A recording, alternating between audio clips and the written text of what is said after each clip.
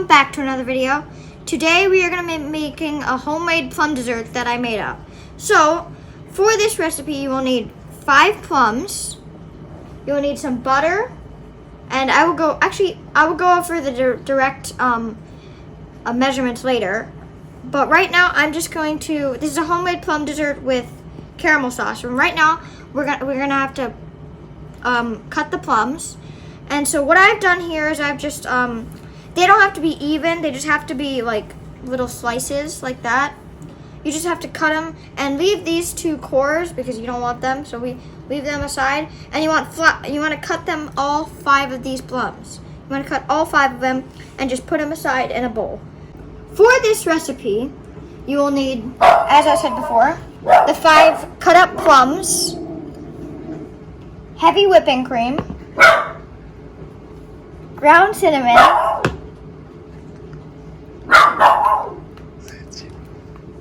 sorry about that, it's my dog.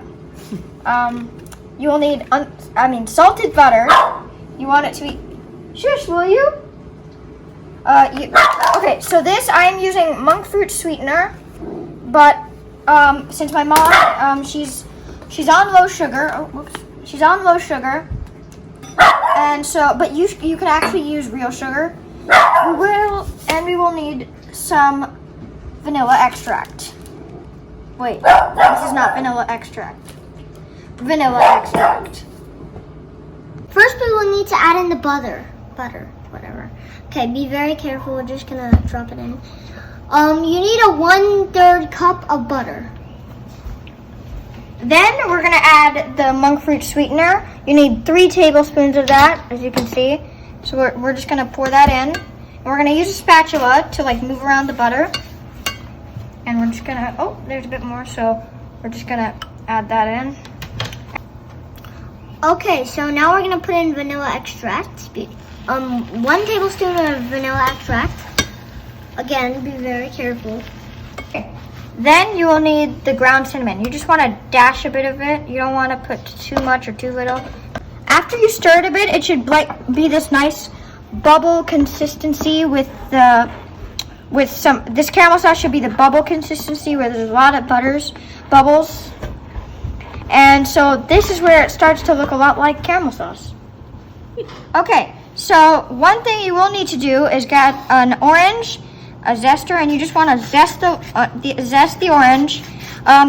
We forgot to add this into the recipe, but it gives it a lot of flavor. Okay, so now that our oven is set to 350 degrees, I don't know if you can see that, 350. Now we're going to set our timer for 15 minutes. So let's just go right there, and the timer is set, so yay. Start it and boom. Okay, so now we're going to be chucking these in the oven. We did a quick lemon zest, like as you saw. So we're going to put these in the oven for 350 degrees at 15 minutes. So we're just going to go on the timer and add 15 minutes. I don't know if you guys can see that. It's okay if you don't. Okay, so we have about 3 seconds, almost done. And we're done. Okay. Okay, so now we're going to pop these bad boys out of the oven. Alright, so just going to take them out. Use mittens. Use mittens. Very, very important. Use oven mitts. You're going to burn yourself.